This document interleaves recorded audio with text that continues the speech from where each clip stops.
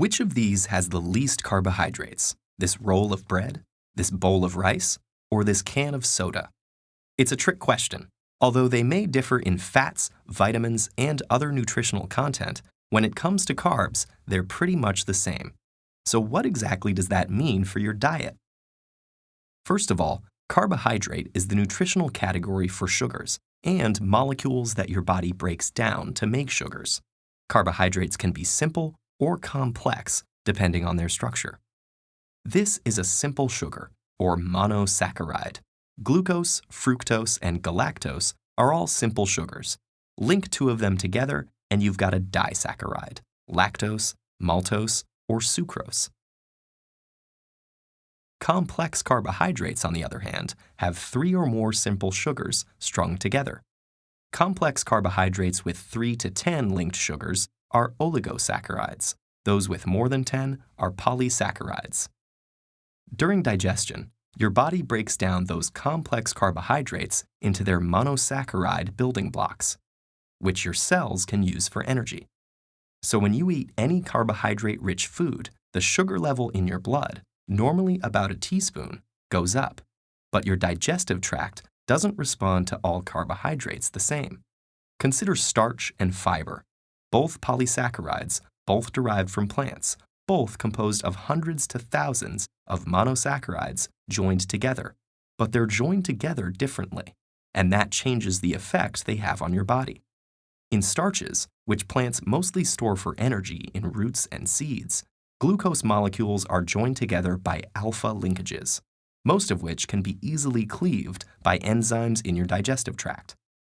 But in fiber, the bonds between monosaccharide molecules are beta bonds, which your body can't break down. Fiber can also trap some starches, preventing them from being cleaved, resulting in something called resistant starch. So foods high in starch, like crackers and white bread, are digested easily, quickly releasing a whole bunch of glucose into your blood, exactly what would happen if you drank something high in glucose, like soda. These foods have a high glycemic index, the amount that a particular food raises the sugar level in your blood. Soda and white bread have a similar glycemic index because they have a similar effect on your blood sugar. But when you eat foods high in fiber, like vegetables, fruits, and whole grains, those indigestible beta bonds slow the release of glucose into the blood. Those foods have a lower glycemic index, and foods like eggs, cheese, and meats have the lowest glycemic index. When sugar moves from the digestive tract to the bloodstream, your body kicks into action to transfer it into your tissues, where it can be processed and used for energy. Insulin, a hormone synthesized in the pancreas, is one of the body's main tools for sugar management. When you eat and your blood sugar rises, insulin is secreted into the blood. It prompts your muscle and fat cells to let glucose in and jumpstarts the conversion of sugar to energy. The degree to which a unit of insulin lowers the blood sugar helps us understand something called insulin sensitivity. The more a given unit of insulin lowers blood sugar, the more sensitive you are to insulin.